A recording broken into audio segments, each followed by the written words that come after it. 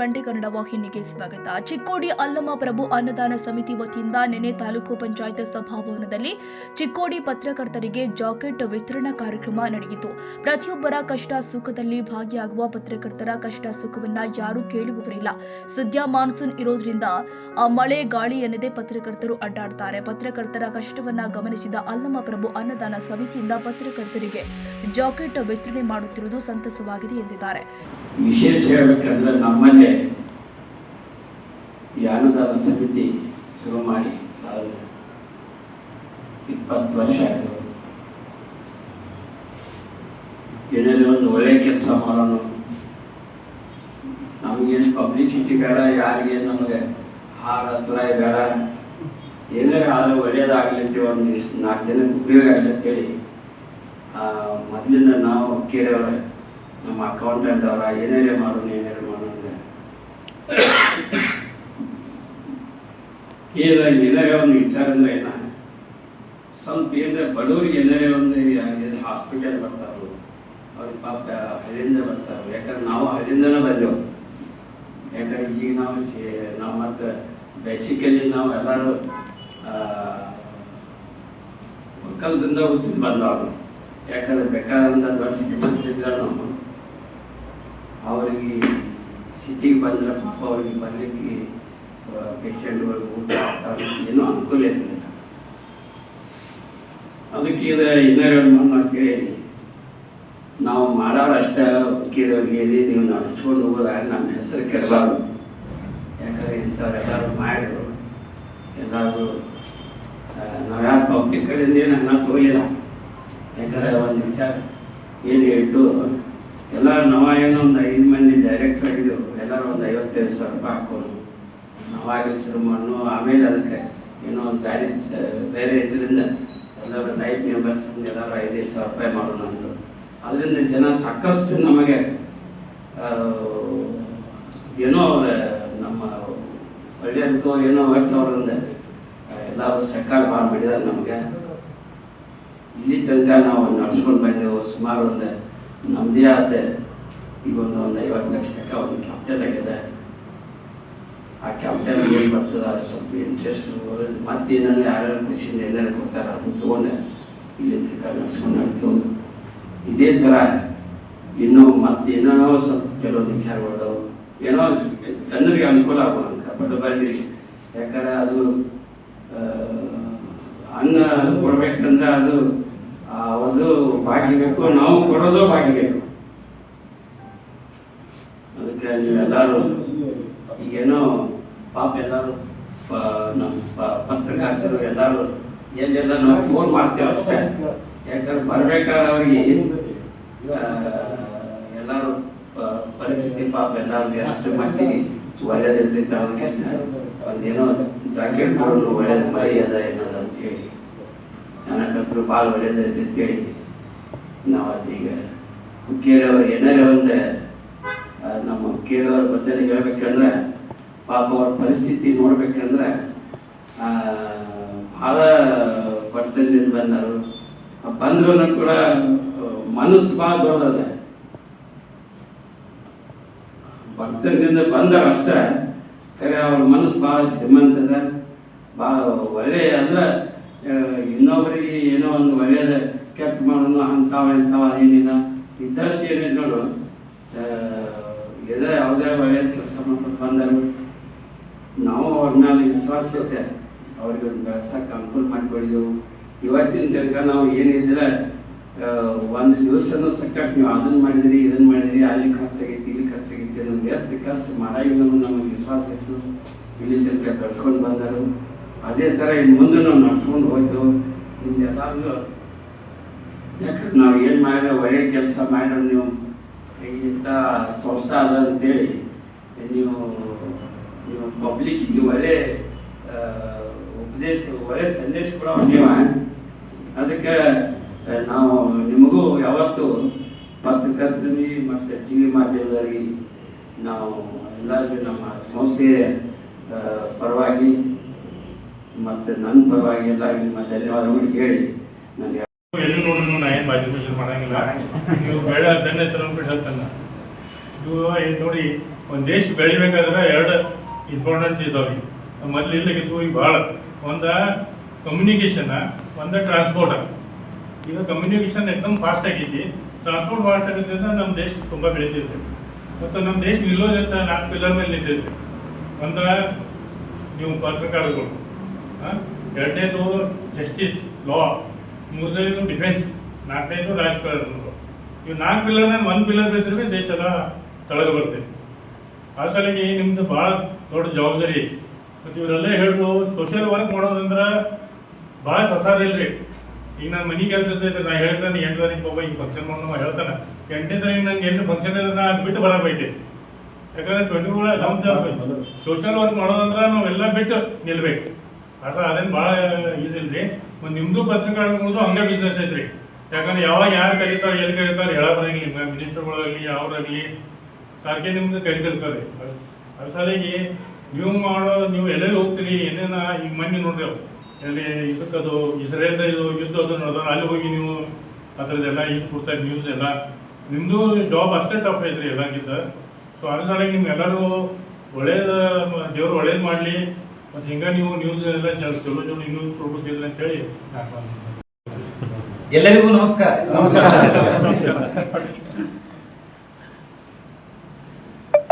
ಇಸ್ಲಾಮಿನ ಹೊಸ ವರ್ಷದ ಮೊದಲ ದಿನ ಇವತ್ತು. ಅದೇ ರೀತಿ ಆಷಾಢ ಏಕಾದಶಿಯ ಕೊನೆಯ ಅಂದ್ರೆ ಏಕಾದಶಿ ಇವತ್ತು. ಈ ದಿಂಡಿಗೆಲ್ಲ ಹೋದವರು ಮನೆಗೆ ಬರೋದು. ಇಂಥ ಒಂದು ಪರ್ವ ಕಾಲದಲ್ಲಿ ಪತ್ರಿಕಾ ಮಾಧ್ಯಮಗಳು, ದೃಶ್ಯ ಮಾಧ್ಯಮ, ಮುದ್ರಣ ಮಾಧ್ಯಮ, ಇವೆಲ್ಲವೂ ಮಾಧ್ಯಮಗಳ ಸಮಾಗಮ ಇದೆ. ಇದೊಂಥರ ಸಂಗಮ ಇದೆ. ಈ ಸಂಗಮ ಕಾರ್ಯಕ್ರಮದಲ್ಲಿ ನಮ್ಮ ಅನ್ನದಾನ ಸಮಿತಿಯ ಎಲ್ಲ ಮುಖಂಡರು, ಸಂಸ್ಥಾಪಕರು ಹಾಗೂ ನಿರ್ಣಾಯಕರನ್ನು, ಡಾಕ್ಟರು, ಇಂಜಿನಿಯರ್ ಇವರೆಲ್ಲ ನಿರ್ಣಾಯಕರು.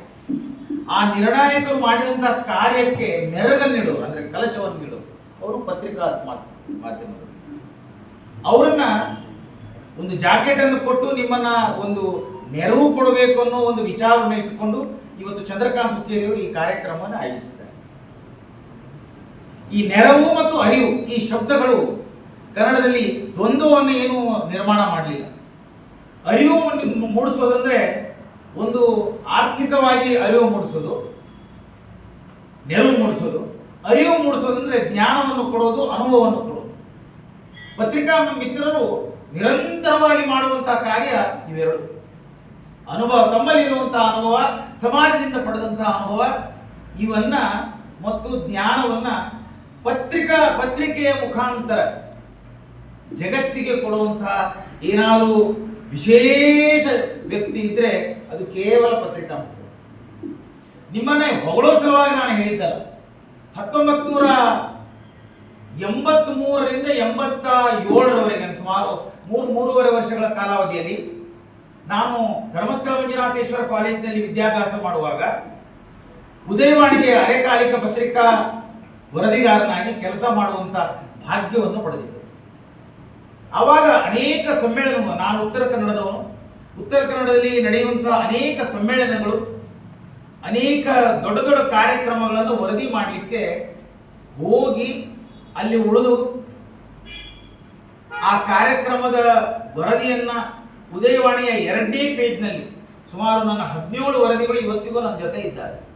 ಬಹಳ ಆನಂದದಿಂದ ಹೇಳ್ತೇನೆ. ನಾನು ಇವತ್ತಿಗೂ ಕೂಡ 77 ವರ್ಷದ ಜೀವ ಭಟ್ ಅಂತ ಹೇಳಿ ನಮ್ಮ ಜಿಲ್ಲಾ ವರದಿಗಾರರು, ಇವತ್ತಿಗೂ ಕೂಡ ನೀವು ಬೇಕಾದ್ರೆ ಟ್ರೈ ಮಾಡಿ ನೋಡ್ರಿ ಅವ್ರು ಏನು ಬರೀತಾರೆ ಅನ್ನೋದನ್ನ. ಯಾಕಂದ್ರೆ ಇವತ್ತು ಅನೇಕ ಹೊಸ ಮುಖಗಳನ್ನು ನೋಡಿದೆ. ನಾನು ಚಿಕ್ಕೋಡಿಯಲ್ಲಿ ಬಂದು ಸುಮಾರು 3.5 ದಶಕಗಳಾದವು. ಇವತ್ತು ಅನೇಕ ಹೊಸ ಮುಖಗಳನ್ನು ನೋಡಿ ಬಹಳ ಖುಷಿ ಆಯ್ತು ನನಗೆ. ಒಂದು ಕಾಲ ಇತ್ತು ಏನಂದ್ರೆ ಪತ್ರಿಕಾ ರಿಪೋರ್ಟರ್ ಆಗೋರಂದ್ರೆ ಒಂದೇ ಮುಂದೆ ರಾಜಕಾರಣಕ್ಕೆ ಹೋಗ್ಬೇಕು ಅನ್ನೋ ಆಸೆ ಇರೋರು, ಅಥವಾ ತಪ್ಪಿದ್ರೆ ನಿವೃತ್ತ ಶಿಕ್ಷಕರು ಅಥವಾ ಅರೆ ವೃತ್ತಿಯಲ್ಲಿರುವಂತಹ ಶಿಕ್ಷಕರು. ಅವ್ರು ಬಿಟ್ಟು ಯಾರೂ ಕೂಡ ಜರ್ನಲಿಸಂ ಮಾಡಿ ಪತ್ರಿಕಾಕರ್ತರಾಗಿ ಕೆಲಸ ಮಾಡೋರು ಬಹಳ ಕಡಿಮೆ ಇತ್ತು.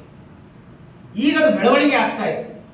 ಅಂದ್ರೆ ಅದು ನಾಗಾಲೋಟದಲ್ಲಿ ಬರ್ತಾ ಇದೆ. ಯಾಕಂದ್ರೆ ಈ ದೃಶ್ಯ ಮಾಧ್ಯಮ ಮತ್ತು ಮುದ್ರಣ ಮಾಧ್ಯಮ ಇವು ಸಾರಾಸಗಟಾಗಿ ಬೆಳೀತಾ ಹೋದ.